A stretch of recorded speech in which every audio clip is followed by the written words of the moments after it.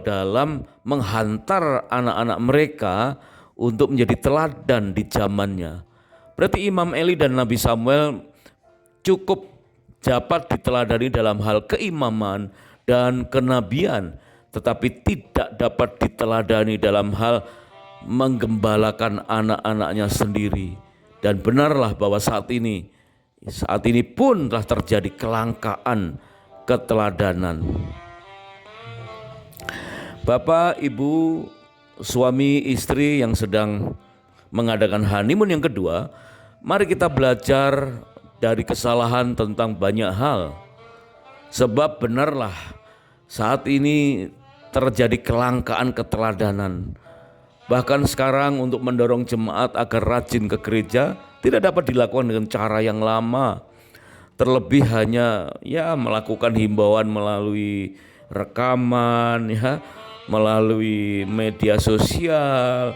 Sementara kerajinan untuk datang onsite antara ada dan tiada.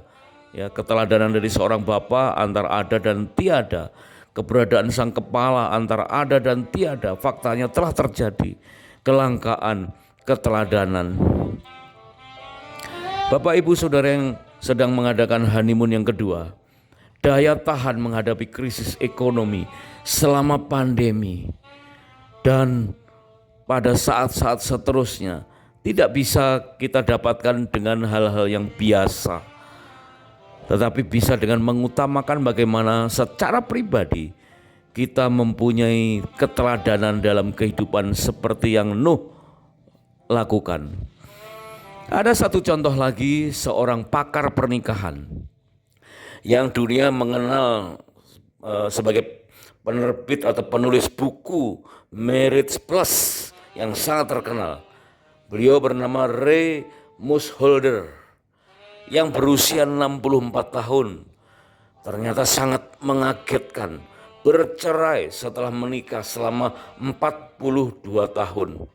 Masih kurangkah nasihat-nasihat pernikahan dari seorang Ray Moosholder? Bukunya saja memberkati banyak pasangan.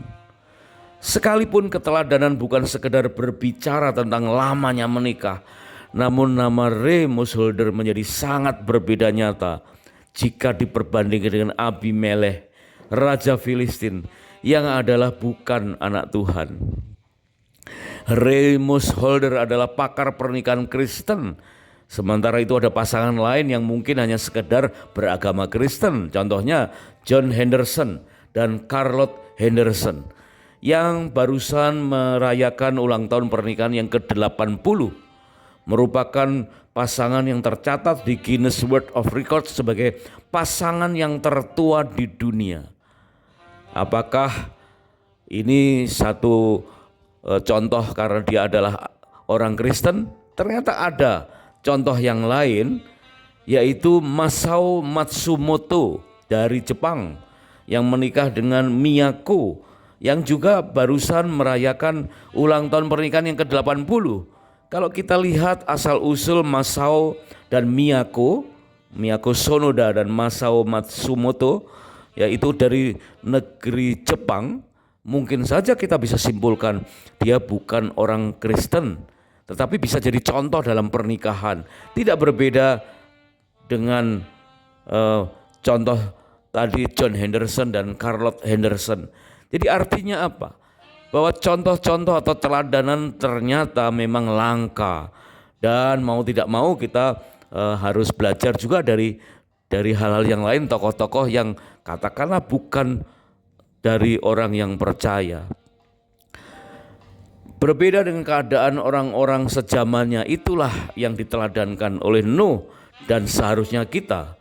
Karena mereka dikatakan mengambil istri dari antara perempuan lain. Ini orang-orang di zaman Nuh, dari keluarga-keluarga orang duniawi, siapa saja yang disukai mereka. Bagaimana kita mendapatkan teladan dengan standar nilai yang lebih tinggi, sementara di dunia modern saat ini banyak orang menerapkan standar TikTok dalam kehidupannya. Coba kita simak data-data tentang keadaan keluarga-keluarga di berbagai negara. Sangat memprihatinkan. Ada beberapa negara yang menganggap bahwa agama itu penting, ya, sebagai faktor yang paling penting. Ini menurut riset dari PW Global Altitude Survey menyebutkan bahwa Indonesia ada pada peringkat kedua setelah Ethiopia yang menganggap bahwa agama adalah faktor yang penting di dalam kehidupan penduduknya, apapun agama yang dianutnya. Kemudian menurut majalah World and Global Business Policy yang ditayangkan oleh TV CNBC Indonesia menyatakan bahwa Indonesia adalah salah satu negara dengan penduduk yang paling religius